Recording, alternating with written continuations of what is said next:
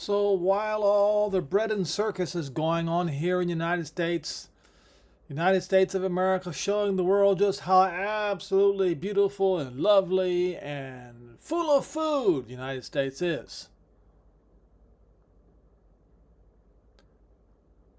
Things are happening with Russia that should make everyone assess their plans for the coming nuclear destruction. Yes, I said it. The coming nuclear destruction. It's coming. Let me remind everybody something here. While the United States of America has largely focused on conventional weapons, Russia, on the other hand, a much smaller in country, when I say smaller in country, I mean in the size of GDP, gross domestic product, decided that it was equal in size to the United States and was equal in size militarily to the United States.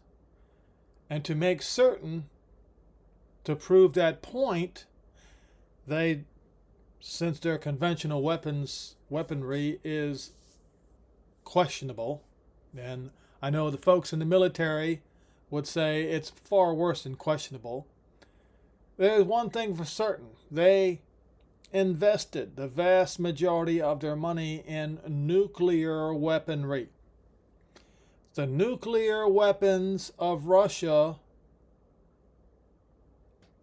their overkill of the building of nuclear weapons was designed to make sure that they stood toe to toe with NATO.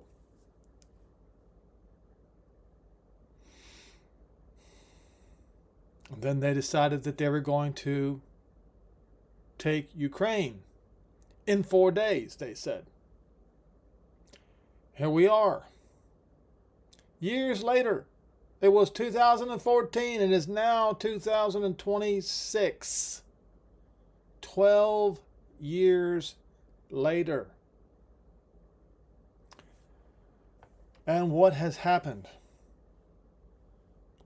What has happened is,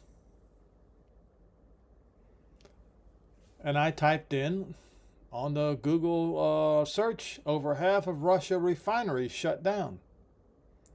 And AI Overview says the claim is accurate.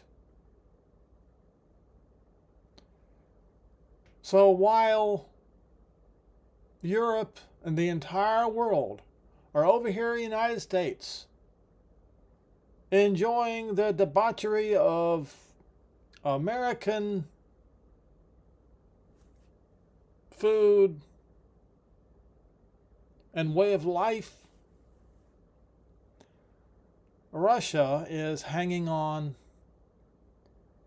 their last claws, their last straws for dear life. Okay, it says Ukrainian drones strikes has knocked out a massive portion of Russia's domestic oil refinery capacity by early July 2026. Yeah, that's right now. Over half of all Russia regions were experiencing severe fuel shortages and rationing and shortages. Major facility knockouts. Over a third of Russia's primary oil refineries' capacity has been disabled. Ukraine successfully targeted at least 15 major refineries, including Moscow's only refinery, which supplied about 40% of the capital's fuel, and massive Omsk refinery, Russia's largest and most modern plant. Deep strikes, Ukrainian drones have successfully reached facilities more than 2,500 kilometers from the Ukraine border, crippling sites deep inside Russian territory. And I learned today that sites in Siberia were hit and destroyed. Okay? Fuel crises have hit almost all of Russia's 83 regions. forcing regions like Crimea to declare a state of emergency and enact total bans on fuel sales to ordinary civilians. Now, folks, you do realize how critical things are over there.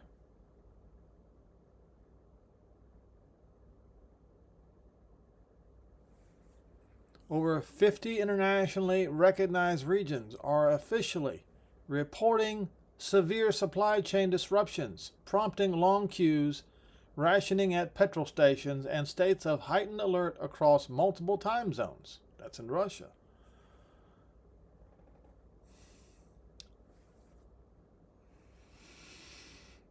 And you can see, I'm not going to play these videos, but you should probably watch them. This was the Enforcer today. Ukraine ambushes Russian forces in Crimea. Major losses as Russian ships destroyed. So even Russian ships were trying to carry fuel down into Crimea, and those were destroyed. It appears that Ukraine has won the air war against Russia with drones. And of course, Arthur Rahe, he laughs at the Russians in his YouTube video, "Piss and shit everywhere. Russians demand toilets on the gas lines." You know, porta potties. So we recently heard, the last 2 days I believe, that Russia is planning on an incursion into Poland. And Google AI says the United States has warned Poland that Russia is planning an armed provocation on Polish soils in the coming months, which could involve limited ground incursions from Belarus or Kaliningrad, or drone and missile strikes on critical infrastructure. Well, why would Russia do that? Because Poland, among others, they are the main ones, the routes from where Ukraine is being supplied. Now, I want to remind everybody something that is written in Haggai 2.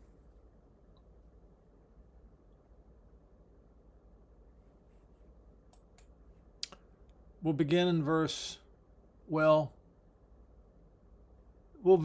18. Put in place, not consider, no, put in place, set this day. Set this day and upwards. So Israel, the Jews, were supposed to set that particular day on top. On top. That's the day. What is going on in that day?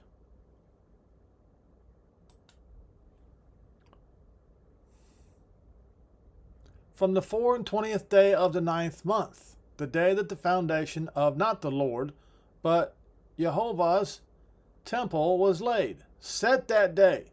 Okay? That day is Hanukkah. Verse 20, and it says again, the word of not the Lord, but Jehovah came to Haggai in the 24th day of the month. Why did he come on the 24th day of the month? Because that is the day. Right here it says that is the day he's going to bless you. And so he came to Haggai in the 24th day of the 9th month, saying, "Speak to Zerubbabel, governor of Yehuda. I will shake the heavens and the earth. I will overthrow the thrones of the kingdoms. I will destroy the strength of the kingdoms of the Gentiles. I will overthrow their chariots and those that ride in them, and the Sus, which is both horses and birds, war birds. Also a swallow from its rapid flight." That's right, war birds. and their riders shall come down every one by the sword of his brother. Okay? What is going to trigger this great world war? This great conflict?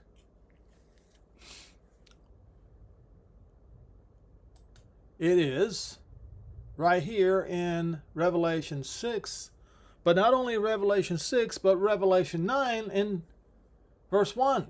It's because Revelation 9 and verse 1 and Revelation 6 verse 12 is the same event, in my opinion. I beheld when he opened up the sixth seal, and lo, there was a great earthquake, and the sun became black as sackcloth of hair, and the moon became as blood, and the aster. So it says aster. That means, right here, it can be either singular or plural. And the aster of the sky fell into the earth, even as a fig tree casts her untimely figs. Now, clearly, that is plural, not singular. When she is shaken with a mighty wind, and the heaven departed as a scroll, when it is rolled together, and every mountain and coastland were moved out of their places, and the kings of the earth, and the great men, and the rich men, and the chief captains, and the mighty men, and every bondman, and every freeman hid themselves in the dens and the rocks of the mountains. And they said to the mountains and the rocks, fall on us, and hide us from the face of him that sits on the throne. Why? Because they now see the face of the one who sits on the throne. Otherwise, why would they be saying, hide us from his face? And from the wrath of the Lamb, for great is the day, for the great day of his wrath is come, and who shall be able to stand? So we go to chapter 9, and it's essentially the same thing. Listen, and the fifth messenger sounded, and I saw aster, singular or plural, fall from the sky into the earth. And it says, to it, not to him, was given the key of the abyssos. And it opened the powerful explosions from the aster, opened up the abyssos. Now, what is the abyssos? It is the abyssal zones in the Mediterranean Sea. And there arose a smoke out from the well, from the water, as the smoke of a great furnace. And the sun and the air were darkened by the reason of the smoke. Now, the word smoke, smoke. In Acts, I believe it said vapors of smoke. So watch this here. And this is citing Yoel 2 and verse 30. So we'll go to Acts 2 verse 19. And here's what it says. If you go to King James Version, you will see signs in the earth beneath, blood, fire, and vapor of smoke. The word vapor is steam. So that would fall in line with, and of course smoke, but that would fall in line with meteors falling into the abyssal zones of the Mediterranean Sea, blowing steam and smoke all over the entire earth. Now,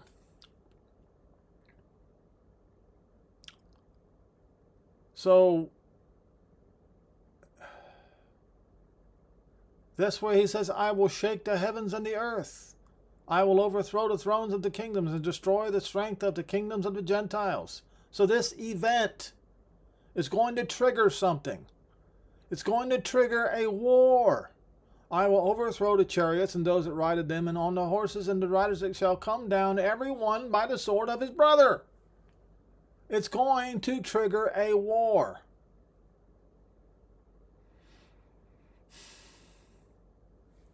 And you can read about that war in Revelation 9.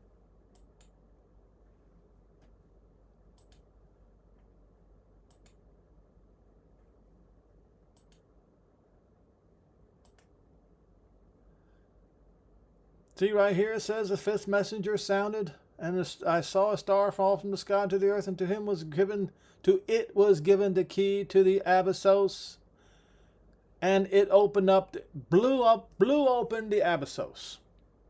Is what it's saying. Okay? But look what happens 5 months later. And the sixth messenger sounded. Remember, folks, there is no other events that gives a time clock like the fifth shofar and the sixth shofar. Because the fifth shofar says for 5 months. The sixth shofar says for an hour and a day, a month and a year. None of the others mention it. What this means is, folks, once these things begin to happen, you had better look at your calendar and mark your calendar. That's what it means. And I heard a voice from the four horns of the golden altar, which is before Yehovah Elohim, not God, saying to the sixth messenger which had the shofar, not trumpet, loose the four messengers which are bound in the great river Euphrates. And the four messengers were loosed, which were prepared for an hour and a day and a month and a year, for to slay the third part of men. And the number of the army and the horsemen were 2, not 200. 2,000 or 10,000. 10,000. Is it 10,000 plus 10,000, or is it 10,000 times 10,000? It's probably more like 10,000 plus 10,000. And I heard the number of them, and thus I saw the horses in the vision, and not them that sat on them. It says, I saw the horses in the vision, and to be seated upon them, having breastplates. Now he describes what's on the breastplate. Fire, the color of fire, red. The color of jacinth. Jacinth can be orange and black, yellow and black, or both orange, yellow, and black. In this case, it's yellow because it says, and brimstone, which is yellow and black. So brimstone is yellow, but the jacinth it's describing here is yellow and black. And this is talking about a nuclear launching by ICBMs. Mobile ICBMs. Whose mobile ICBMs? Okay. It says right here, by these three were the third part of men killed, by the fire, by the smoke, and by the brimstone which issued out of their mouths. Now there is no weapon on the earth built today that can do this except one. And that's nuclear. We're talking an hour and a day and a month and a year for to slay a third part of men. There is no weapon on the earth today that can do this except one. So what are these horses? Well, folks, I have done so many videos long ago. This right here, the ribbon of St. George, that is the color of jacinth. The name and the ribbon of St. George identifies, these are my videos here, Gog. It was published 4 years ago. Okay? 4 years ago. Russian Yars launchers accurately described in the 3 woes. I put a question mark on there. And there's my thumbnail. And there you see, right there on the side of the Russian Yars ICBM launchers, the description accurately portrayed in Revelation 9, verses 8 and 9. And there's more. You will need at least 19 months' supply even before the tribulation on the Gentiles begins.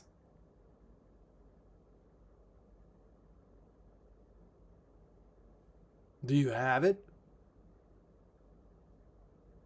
Especially you folks in America, in the United States of America, there's no excuse for not having it. There's none. Beans and rice.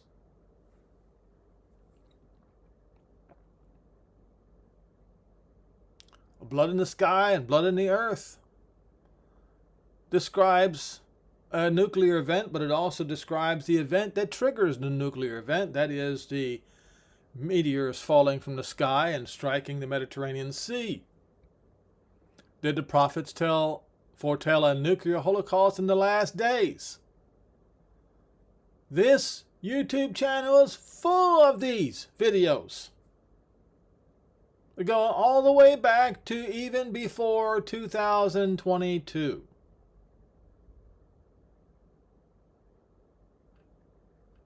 Are you ready? When is it all going to happen? When does it all begin? It begins, folks, on the 24th day of the month, on Hanukkah. Okay, that's when it begins. So while everybody else is out there blowing their life savings on the World Cup, I suggest that each and every one of you put just as much effort into creating a food and water supply source for yourselves, because it's going to be nearly 2 years before the two witnesses, the two prophets, Moshe and Eliah, show up to gather all Israel from the Gentiles. And when they come, the situation is going to get even worse, because they're going to bring 3.5 years of no rain upon the earth. That means it's going to be utter devastation, horrific famine like the world has never seen before. So, to you folks out there celebrating the 250th birthday of the United States of America, for you folks out there celebrating the World Cup and reveling in all of that, you've got your priorities in the wrong place. And you're going to go home to your humble abodes in Europe. You're going to be far poorer than you were because you spent all this money for nothing. And you won't have your food supply ready. And I'm telling you that Russia is running out of options. In fact, somewhere in this channel, in this area, okay, was it here?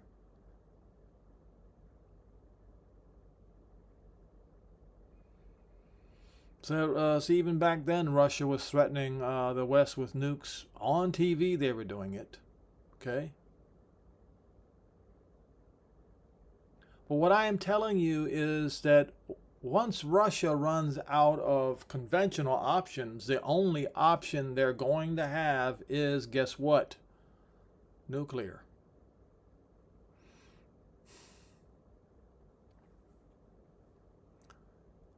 I'm telling you with 100% certainty, they're going to use them. And they very well might launch all of them. So, I hope you've prepared for this. I have said it over and over and over again to prepare for this coming day. And if you haven't done so, what are you going to tell your children when they have nothing to eat?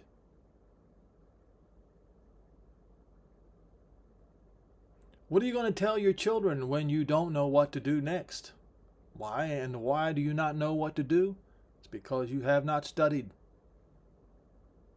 You have not set your heart on loving Jehovah Elohim with all of your heart, with all of your soul, and you also have not recognized that when the time of the Gentiles comes to the end, all Israel shall be saved. It will be all your fault.